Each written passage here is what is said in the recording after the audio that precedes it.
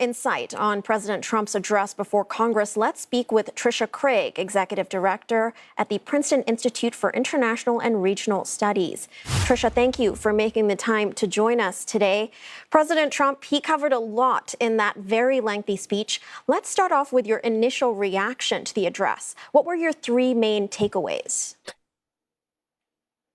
Ronnie, first of all, it's great to be here. One of the things I think that we have to recognize is that this is a speech for the record books. It is the longest State of the Union speech now on record, surpassing Bill Clinton's. And I think in that length, there were several different speeches going on. The first one, which is I think a direct response to his lagging polling. His approval ratings are down. Going into the midterms this year in November, this is seen as dangerous for the Republicans. Issues that he hit on, all the domestic issues, things like affordability, things like immigration, he came out swinging because he is not doing well in the polling on all of those. And this, in some ways, was a campaign speech. So I think that's kind of the first reaction. The second is that it had really a theatrical quality to it. This is where Trump, the showman, the apprentice, all of his really theatrics came through. It's very unusual to see presenting medals. We saw numerous servicemen being honored, but also the surprises. The woman who was reunited with her jailed Venezuelan uncle. This is the kind of thing that makes for great television, but is unusual in a State of the Union. And then the third takeaway is that in addition to the domestic issues, there was, I think, somewhat less emphasis on foreign policy, but we did get some insights into foreign policy. We'll get back to the foreign policy point. Now, on tariffs, the Supreme Court ruling has pretty much blunted Mr. Trump's favorite geopolitical tool, but he claims that he will not need congressional approval despite that ruling. Let's listen to what he said. Despite the disappointing ruling, these powerful, country-saving, it's saving our country, the kind of money we're taking in, peace-protecting. Many of the wars I settled was because of the threat of tariffs. I wouldn't have been able to settle them without. Will remain in place under fully approved and tested alternative legal statutes. And they have been tested for a long time. They're a little more complex, but they're actually probably better, leading to a solution that will be even stronger than before. Congressional action will not be necessary. It's already time-tested and approved. And as time goes by, I believe the tariffs paid for by foreign countries will, like in the past, substantially replace the modern-day system of income tax, taking a great financial burden off the people that I love. The U.S. president also took aim at the Democrats in Congress, saying they cut off funding for the Department of Homeland Security. Mr. Trump then issued a challenge to the room. Let's listen. We're able to find enough of that fraud. We will actually have a balanced budget overnight. It'll go very quickly. That's the kind of money you're talking about. We'll balance our budget. The Somali pirates who ransacked Minnesota remind us that there are large parts of the world where bribery, corruption, and lawlessness are the norm, not the exception. Importing these cultures through unrestricted immigration and open borders brings those problems right here to the USA. And it is the American people who pay the price in higher medical bills, car insurance rates, rent, taxes, and perhaps most importantly, crime. We will take care of this problem. We're going to take care of this problem. We are not playing games. Trisha, so when President Trump entered office, immigration was among his strongest issues. Now, during that speech, he made a lot of bold claims about zero illegal immigrants entering the country, reducing fentanyl trafficking into the U.S. What are your thoughts about that? What do you make of the picture that he presented on immigration?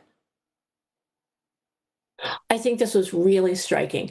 And this, I think, is in direct response to his really falling polling numbers on how immigration is being handled. You're absolutely right. This is one of his signature issues. It is largely, I think, what allowed him to be elected.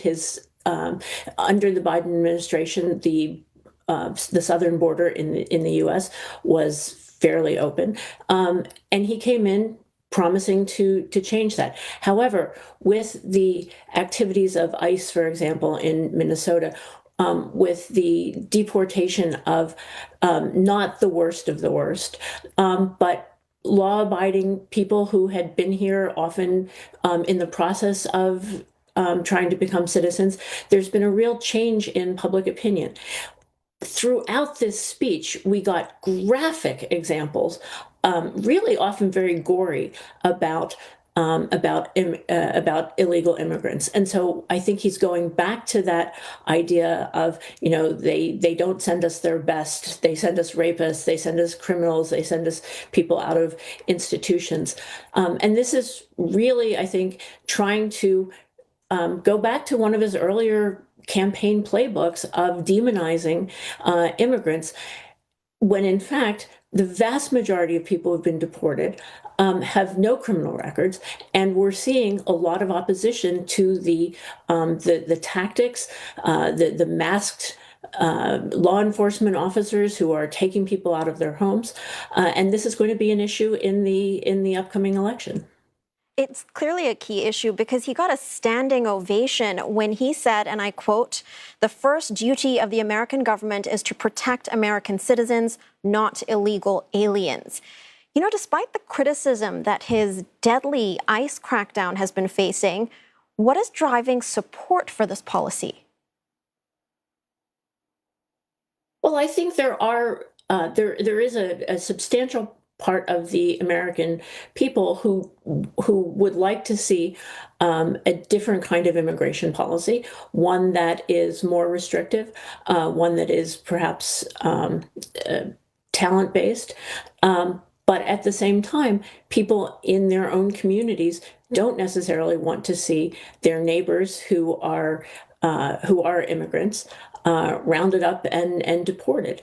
But I think the way that his sort of language and examples are demonizing the immigrant community in the U.S., particularly the sort of really virulent attacks on Somalis in Minnesota, he's trying to break through the idea that we need to have less tolerance of people who are here illegally. And I think this is going to be something that we see on the campaign trail.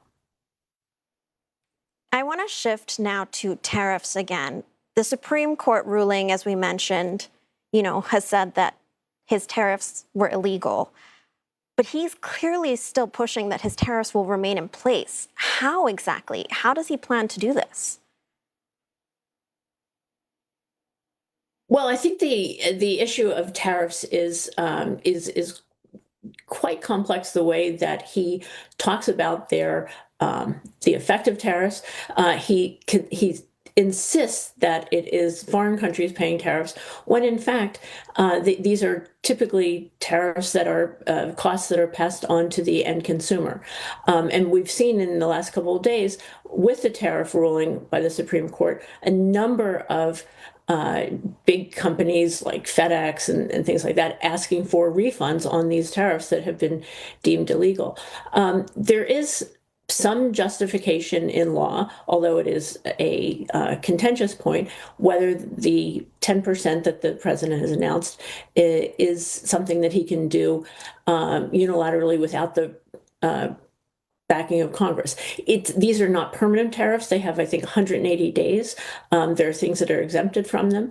But he's also saying that any countries that had already negotiated other levels of tariffs, often higher than 10%, that they'll be happy to stick with them. We'll see if that's true. But one of the things I think that was really interesting about the way he sort of looked at tariffs as all-encompassing, it's not just his sort of idea that this is a way to redress problems of countries taking advantage in the past of the U.S., but he also sees it in much broader terms when he talked about, for example, the use of tariffs as a sort of tool in ending conflicts, that this is how we get other countries to behave, not just in the economic realm, but in the foreign policy realm. We'll threaten them with tariffs.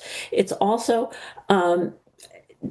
almost Doge-like, where he talks about tariffs will eliminate fraud. They will eliminate the need for as much income tax. This is really interesting because it's also a very regressive tax, right? So if you're thinking that tariffs will supplant some parts of income tax, you're really talking about making the tax or tariff system much more regressive.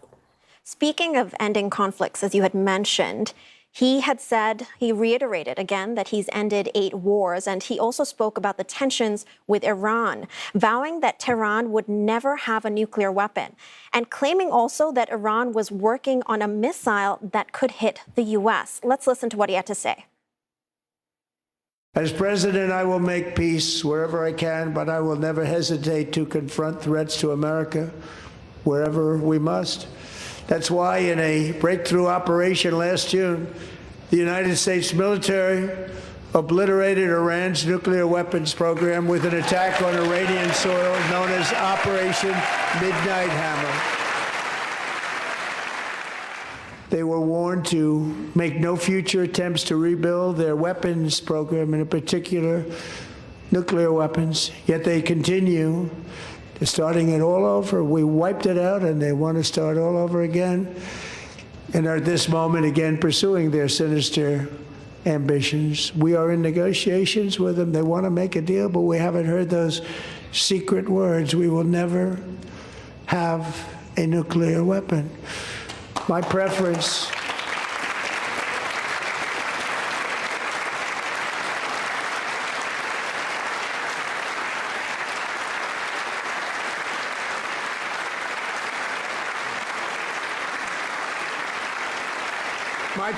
is to solve this problem through diplomacy. But one thing is certain, I will never allow the world's #1 sponsor of terror, which they are by far, to have a nuclear weapon. Can't let that happen. What message was he sending with those remarks on Tehran? So right now, the U.S. is in negotiations with the Iranians, and these negotiations are continuing. It is clear that the attack earlier did not wipe out the Iranian nuclear program. He is, I think, drawing a line in the sand. As I think Simon Marks mentioned, the Iranian foreign minister had said, we are not developing and we will not develop a nuclear weapon. They can say that, but all sort of evidence of their nuclear program is that they are on course to, at some point, develop a nuclear weapon. This is, I think, is sort of setting the boundaries of the negotiations that are going on now to encourage or sort of force Iran into some kind of verifiable winding down of their nuclear program.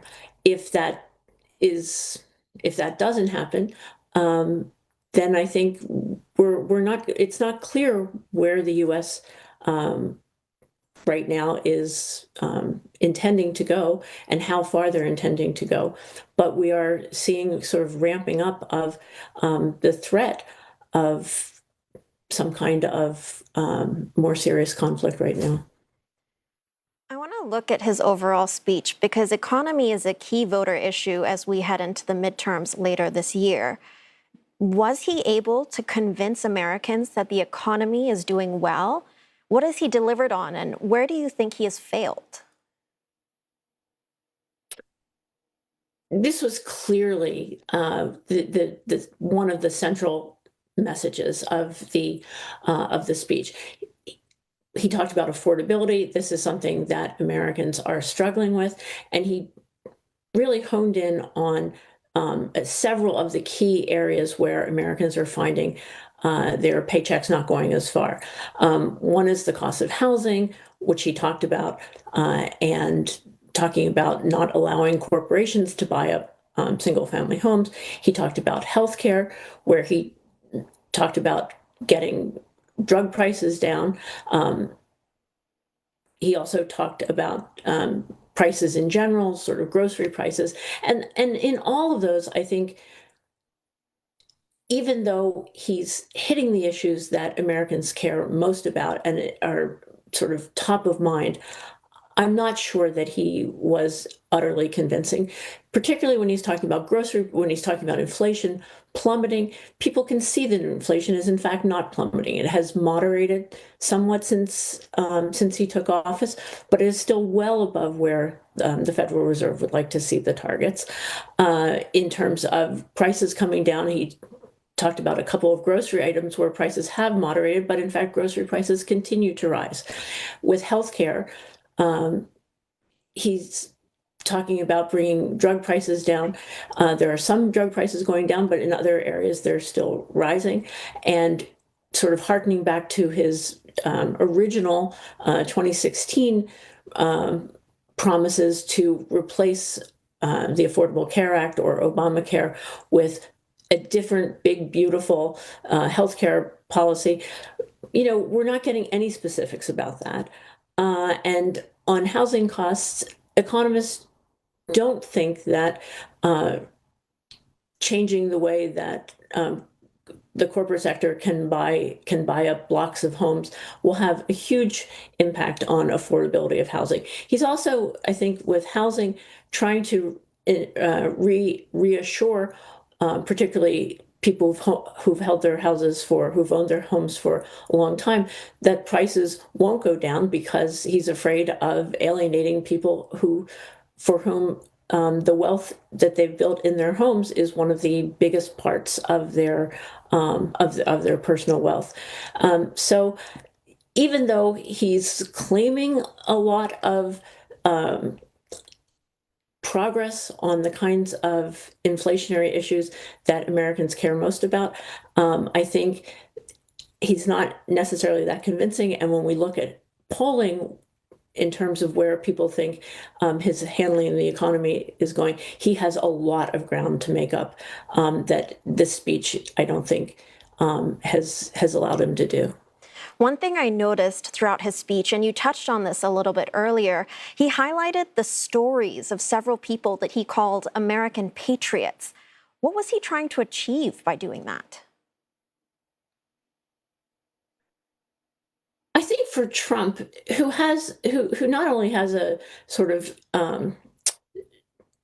showman-like quality, I think bringing these kinds of stories to people as sort of stand-ins for data, as sort of feel-goods, is a technique to sort of shift attention away from the areas where he has not lived up to expectations. But it's also, I think it can be a fairly effective way of talking to voters by giving stories that center on real people and real experiences. It's certainly a tried and true political technique, and I think it's one that is very much part of his own his own wheelhouse, his own sort of approach to politics. Thank you, Trisha, for sharing your insights with us. We were speaking to Trisha Craig, Executive Director at the Princeton Institute for International and Regional Studies.